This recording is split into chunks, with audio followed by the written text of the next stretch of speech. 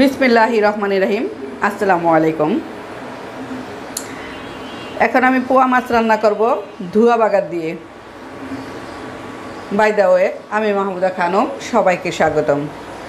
চুলায় একটি রান্নার জন্য কড়াই দিয়ে দিয়েছি, দিয়ে দিচ্ছি তেল।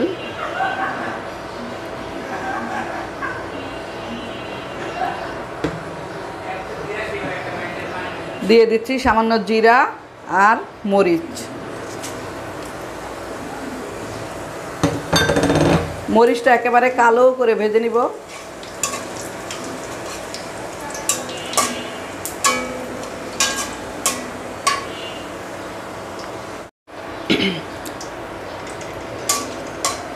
মরিচটা কালো কালো করে ভেজে নিয়েছি। এ পর্যায়ে আমি দিয়ে দিচ্ছি পেঁয়াজ বাটা।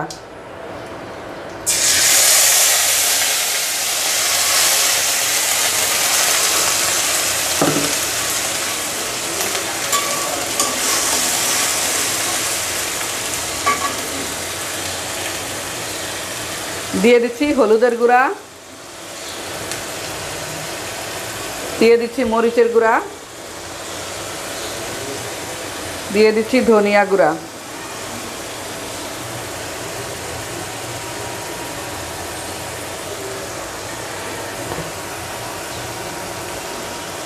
দিচ্ছি স্বাদ মতো লবণ, দিয়ে দিচ্ছি সামান্য পানি।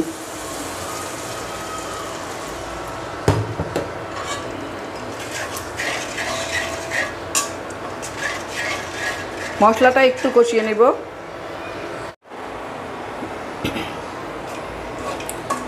মশলাটা অলমোস্ট কষানো হয়ে গিয়েছে। এই পর্যায়ে আমি দিয়ে দিচ্ছি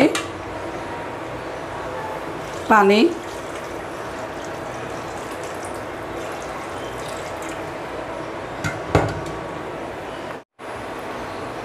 গ্রেভিটা ভালোভাবে ফুটে উঠেছে।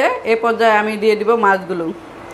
পোয়া মাছ আমি 1 ঘন্টা হলুদ আর লবণ মেখে ম্যারিনেট করে রেখেছিলাম। মাছগুলো দিয়ে দিচ্ছি।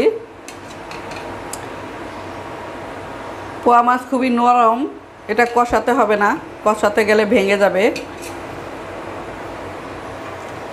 রান্না হতে সময় বেশিক্ষণ লাগবে না।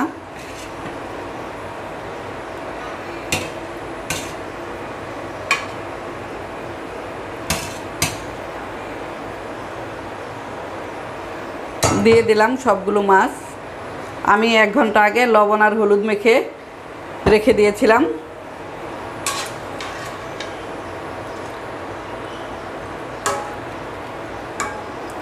ঢাকনা দিয়ে ঢেকে 20 মিনিট রান্না করব। ফিরে এলাম 20 মিনিট পরে।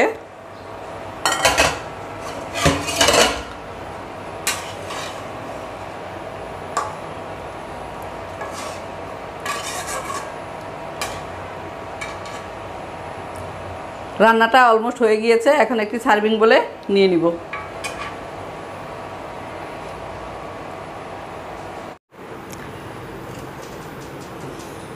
পোয়া মাছগুলো আমি একটি সার্ভিং বলে নিয়ে নিলাম।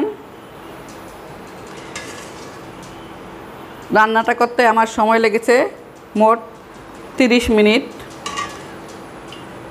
খুব কম সময়ে ধোয়া বাগার দিয়ে পোয়া মাছ রান্না হয়ে গেল।